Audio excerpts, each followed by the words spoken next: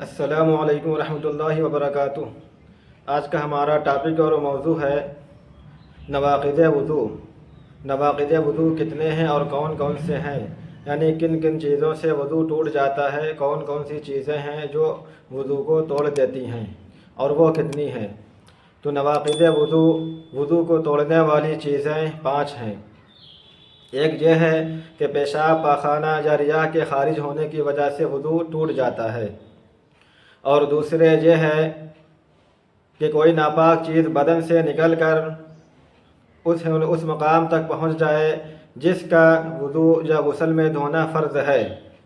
یعنی بدن میں پھوڑے یا پھنسی یا زخم سے خون یا پیپ کا نکل کر بہہ جانا، اس سے وضو ٹوٹ جاتا ہے۔ اور اگر زخم یا پھوڑے یا پھنسی کے اندر ہی خون یا پیپ رہ گیا تو اس سے وضو نہیں ٹوٹتا ہے۔ اسی طرح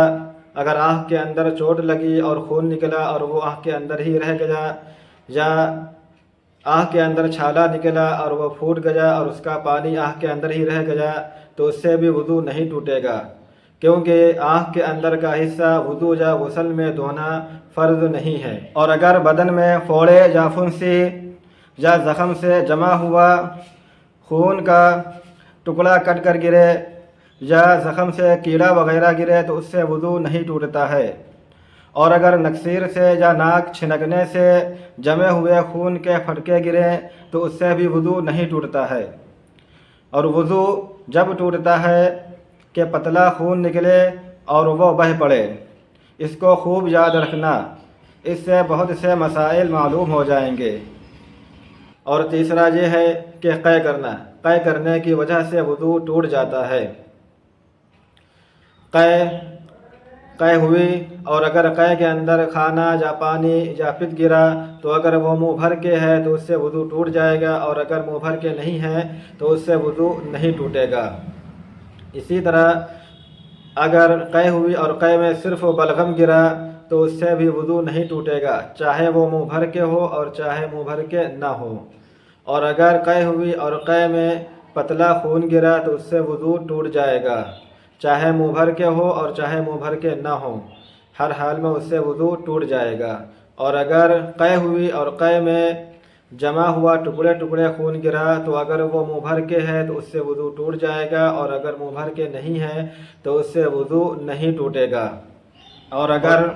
ایک ہی مجلس میں ایک ہی جگہ بیٹھے بیٹھے جی برابر متلاتا رہا، متلی کی کیفیت بنی رہی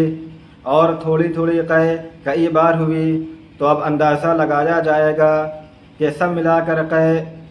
منہ بھر کے ہوئی ہے یا منہ بھر کے نہیں ہے۔ اگر منہ بھر کے ہے تو اس سے وضو ٹوٹ جاتا ہے، اور اگر منہ بھر کے نہیں ہے تو وضو نہیں ٹوٹتا ہے۔ اسی طرح اگر مجلس ایک ہے، یعنی ایک ہی جگہ پر بیٹھے بیٹھے ایک بار قے ہوئی تھوڑی سی اور رک گئی اور جی کا متلانا بند ہو گیا، ختم ہو گیا، پھر دوبارہ تھوڑی سی قے ہوئی اور رک گئی اور جی کا متلانا بند ہو گیا، ختم ہو گیا، پھر تیسری مرتبہ تھوڑی سی قے ہوئی اور رک گئی اور جی کا متلانا بند ہو گیا، ختم ہو گیا، تو اس سے وضو نہیں ٹوٹتا ہے، کیونکہ یہاں پر مجلس تو ایک ہے لیکن متلی الگ الگ ہیں، یعنی کہ جی کا متلانا ختم ہو جاتا تھا اور جی اچھا ہو جاتا تھا، اس کے بعد پھر قے ہوتی تھی اور رک جاتی تھی، تو اس طرح سے وضو نہیں ٹوٹتا ہے۔ اور پہلی والی حالت میں مجلس بھی ایک تھی اور متلی بھی ایک تھی، یعنی متلی کی کیفیت برابر بنی رہتی تھی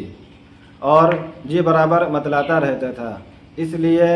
وہاں پر یہ دیکھا جائے گا، اندازہ لگایا جائے گا کہ سب ملا کر متلی منہ بھر کے ہے یا منہ بھر کے نہیں ہے۔ اگر منہ بھر کے ہے تو وضو ٹوٹ جائے گا، اور اگر منہ بھر کے نہیں ہے تو وضو نہیں ٹوٹے گا۔ چوتھا ہے ٹیک لگا کر سونے کی وجہ سے وضو ٹوٹ جاتا ہے، اس حال میں کہ اگر ٹیک ہٹا لی جائے تو سونے والا گر جائے، اور اگر بنا ٹیک لگائے نیند میں جھوم رہا ہے اور گر نہیں رہا ہے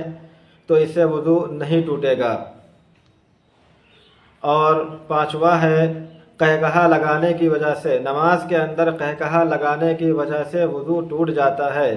اتنی زور سے ہنسے، اتنی زور سے قہقہا لگائے کہ پاس میں کھڑے ہوئے نمازیوں کو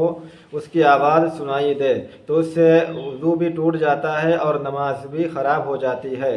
اور اگر اتنی زور سے ہنسا کہ خود کو تو سنائی دی لیکن پاس والوں کو نہیں سنائی دی، تو اس سے نماز ٹوٹ جاتی ہے لیکن وضو نہیں ٹوٹتا ہے، نماز خراب ہو جاتی ہے۔ اور اگر